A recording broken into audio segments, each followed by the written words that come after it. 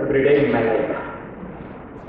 The reason is the first teacher who taught me in the elementary school literally took me to her lab, taught me everything. I owe everything to that first teacher who taught me. And I am sure in every one of our lives, the only one who makes a difference in our life is the teachers. The teachers who teach us every day, and they spend almost their entire life for the sake of the students. And whatever we achieve in our life, it is because of them. So I request all my friends to read this stanza every day in the morning and remember the teachers who are teaching you. And so that tomorrow when you become, you should remember them and say that you are standing somewhere because of the teachers. So coming to the topic which I want to speak today, it is like, for example, in the middle of the night or in the night when you go upstairs and look into the sky, what do you see? You see one stars, you see moon. But do you relate to them? Do you understand what are the stars? You cannot, because you just see them as a tiny specks which are sparkling in the sky. But if you want to understand them, what do? Maybe if you can afford, if you will have a telescope to see much closer, or maybe if it is possible, maybe you try to go to a planetarium to understand much better. But what you are trying to see is not exactly, you may not understand it, but you feel for it. You know that there is a life beyond this earth, beyond somewhere, at a much larger distances, and then you are trying to see. So what I am trying to do today is to show you some kind of a pointers. Don't try to think that everything what I say today you have to assimilate it, but you try to understand the spirit and try to understand what you can do with the chemistry. That's all I want to say. Now coming to the one, I begin by some of the sayings from the scriptures. There is a saying which says, Anuro Aniya, Mahato Mahiya. It says that God is smaller than the atom and the larger than the universe. And actually God is described as one who is all pervading. But if you look at actually the stanza which I read before, Guru Brahma, Guru Vishnu, finally we are saying that Sakshat Guru Parabrahma itself is Guru. So actually, if you see the God himself is the universal teacher and he is pervading everywhere. And the God is manifesting in the form of the nature to us. And if you look around nature, it teaches you every day, everything, every small thing which is there in the nature that is being taught to you. And what we call today an atom, it is already described in our scriptures, saying that Anu is nothing but an atom. So if you see what we are claiming that we have understood today, it is already understood by our own Indian spiritual gurus in the many years back. There is also another sentence which is very fun to me, is what is known as the Rasovaisa. So that means that God is in the form of Rasaswarupa. And when we study Rasaswarupa, actually the chemistry is also called as the science Shastra. So that means a subtle science. The science which is a very subtle science which you cannot see, but its manifestation you can see.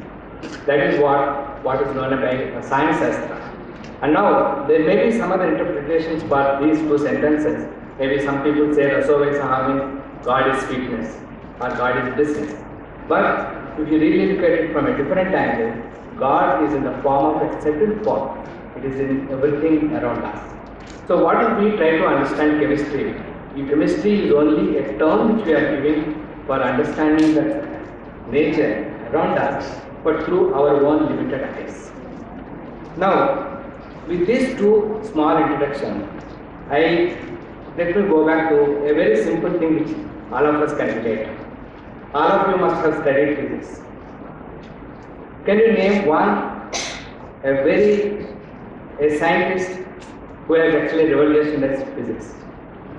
Who has understood a very simple principle, but that he has revolutionized the world? Okay, very good. Okay, can you relate something very simple to you to Newton in our day-to-day life? Gravity. Okay, let's make simpler. What is this? Yes.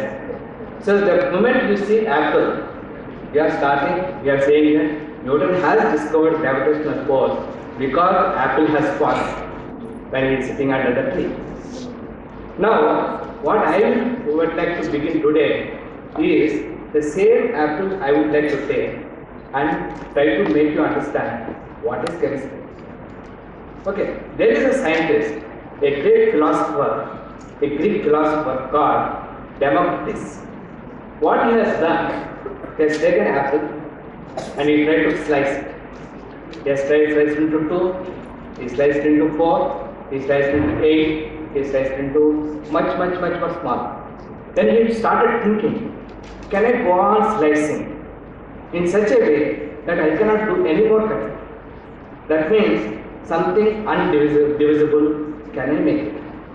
So even though the apple can show it is only an example, but the thought process which he had is saying that you start go on dividing. Finally you come to a stage where you cannot divide further. So that is the word what is atom which we are studying today. So now if you go to a small principle, the matter is nothing but apple here. The matter is nothing but apple. So matter is something which has a space, which has a weight, which has a form. But if you go on slicing, you come to a stage, there is something called molecules and atoms. Molecules are, again, you cannot see, they are small, but you can still divide them, you can become atoms. So these three matter, molecules and atoms, they form what is the chemical basis of life. Life is what you can see, but what you cannot see is these three things. Matter you can see, but molecules and atoms you cannot see. But they are the ones which are underlying. It is like Rasovesa, Rasaswarupa. So they are in the subtle form, but they are the ones which determine this. Okay, so I think is this a good introduction for you to understand that, because you are directly related to what you are seeing today. Okay. Now when I say these atoms are there, you have molecule, you have matter around all of you. Now I go to the next stage. It's just a simple definition, what we have seen. What is matter? You have a space, you have a mass, it has a form, it has a flavor, it has a fragrance. All this is related to the material.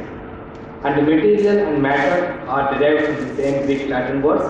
That's also there. And the matter is made up of molecules, and the molecules are made up of atoms.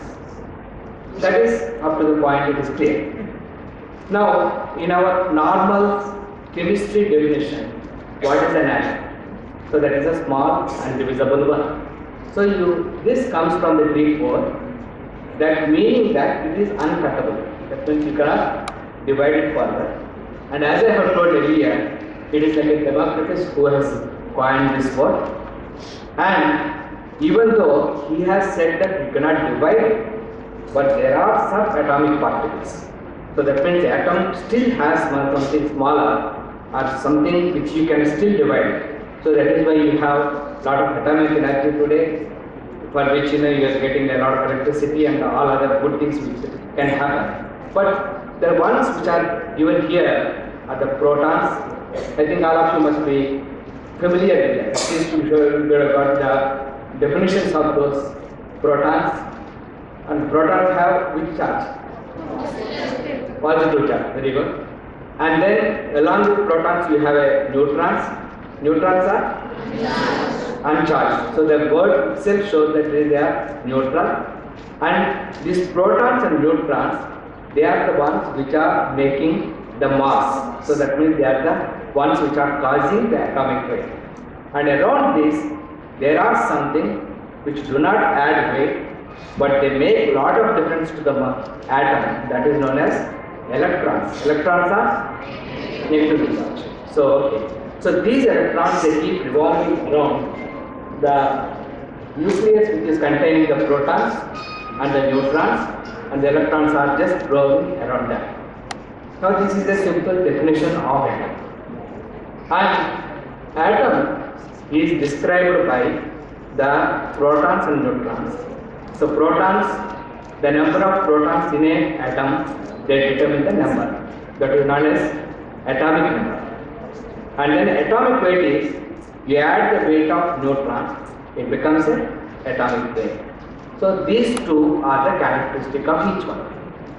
Now we go to the first slide, wherein I showed that you go on cutting at air vapor, you get an atom which is constituent of, which is the main principle of atom.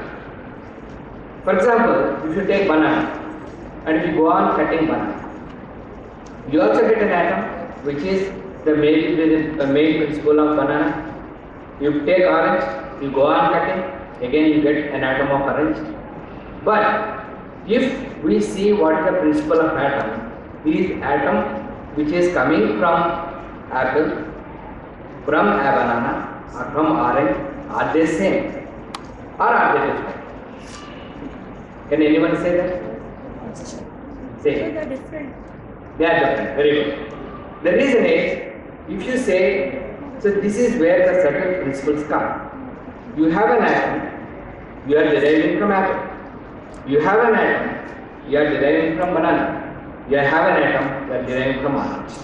And the example which I am showing is just to relate. Don't take it in a realistic sense. But what it means is, you have atoms, but the atoms are different. And that is where you get to know what is an element. Because you have different elements, and different elements have different atoms.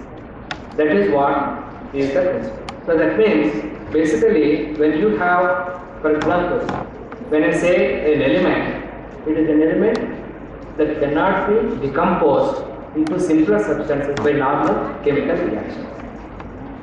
And why we are saying this? You take gold, and in the middle you have iron, on the other hand you have copper. In the olden days, there used to be called an alchemist. Have you any one of you heard the word alchemist? Alchemist means our golden day chemists, the chemists who are present in the previous day. At that time, there used to be an obsession for converting a cheaper metal into gold. For example, there were many attempts to convert water, for example, iron into gold, or something which is very simpler, which is very cheaper into gold, because gold is a precious metal. Okay, and similarly, we know many people, they said, okay, when you have water so much around us, why not we convert it to petrol? All these, are they possible? No. This is what we say. For example, when I have a compound like, for example, if you take iron here, and you have a copper here, and you have gold there, and these three are something which cannot be converted into others, because the atoms of the gold